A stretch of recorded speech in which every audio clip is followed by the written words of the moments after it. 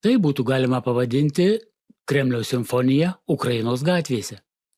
Net kraujas vienose stingsta, kai bandai įsivaizduoti internetinį forumą, kuriame miršta šunų aimanos vadinamos simfonija, o konvulsijos po specifiniu rusišku žargonu velosipedit.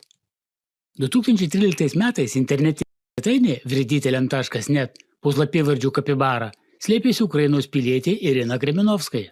Ji ne tik mėgavosi aprašinėdama šunų kančias, bet ir skatino kitus tai daryti, reikalaudama veiklos įrodymų. Nori įstoti į sadistų klubą, pateik nužudyto gyvūno nuotrauką. Gyvūnų mirties pasveikinimu sugalvotas net ir pavadinimas – Sveika vaivorykšte. Klubas, kuris naikino empatiją ir smurtavo prieš silpniausius, tai toksiška brolyje, vėliau virtusi ginklu prieš Ukrainą. 2014 metais Kremenovskai susivienijo su Dog Hunterių žvaigžde, tokiu Aleksejumi Svetogoru. Jis buvo teisiamas už smurto propagandą. Taip pat yra žmonių liudijimų, kad jis darželiuose tvirtino vaikus.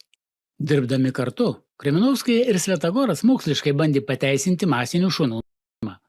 Jie teigė, kad optimalus jų skaičius vienam kvadratiniam kilometrui turėtų būti lygus 0. Kad gautų gyvūną, 2016 metais jie įregistravo žurnalistų Dog Hunterių sąjungą, tačiau viena iš Ukrainos ministerijų tai sustabdė.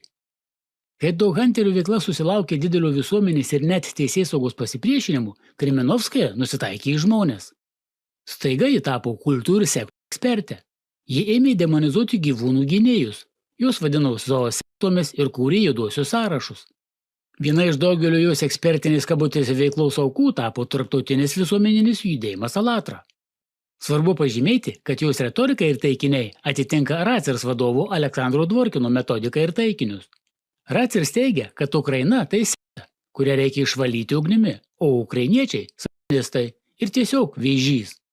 Šios naratyvus Kremlius platina dar nuo 2014 metų, o FSB tinklas yra glaudžiai susijęs su Racers.